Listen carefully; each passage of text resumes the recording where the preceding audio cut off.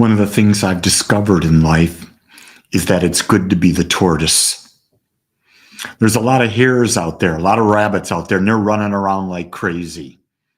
They're getting nowhere. You see that in the spiritual movement all the time. People jumping from one modality to the other, never sticking with anything, and wondering, why hasn't their life changed? Because one of the things that you discover as you're on this journey, it's about persistency and consistency. It is not about quantum leaps. It's about taking one step forward at a time. Example of that is I normally do this podcast at about 7:30. And today, all of a sudden, my camera stopped working. So I didn't panic.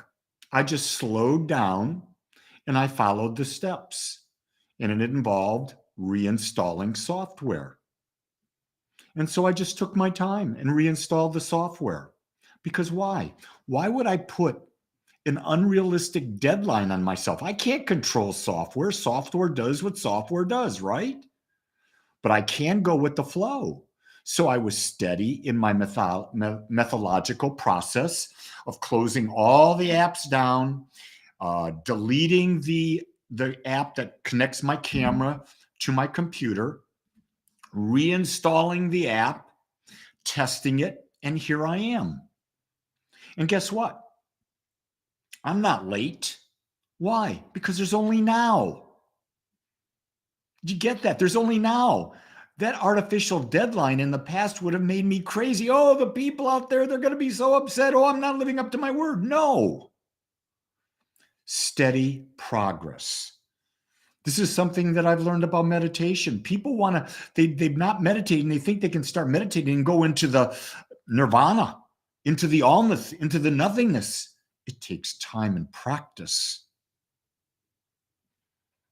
It takes real time and practice. And it's a gradual process of building that type of awareness.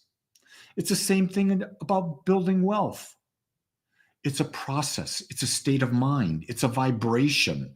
And it's something that you're constantly building. You see, we're not here in life to get to anything. We're here in life to fully experience as much as we can in the moment that we're in. And there is no right, there is no wrong moment. They're just moment after moment.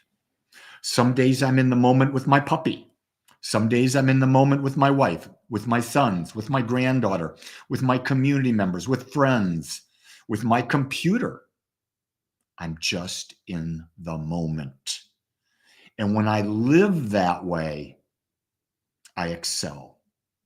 What I've discerned is, until a few days ago, my spirit guide was a dolphin.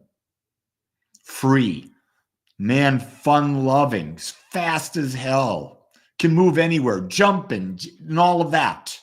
And I love that because that's my leading edge.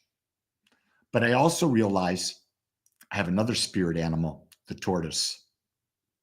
Why? Because it's steady. It's constantly progressing toward its desired result, one little step at a time. One of the things that people have shared with me over the years is that you're one of the most disciplined people that we know. We're not like that. Well, you could be. Being disciplined toward something is a choice. I can be as ADD as anybody, bouncing from one subject to another. But what I've been able to do is I've been able to commit to things that I know will serve me as I progress through life. My eating habits, my workout habits, my habits in my relationship, my habits, especially in my spiritual practice. I practice them beyond a belief.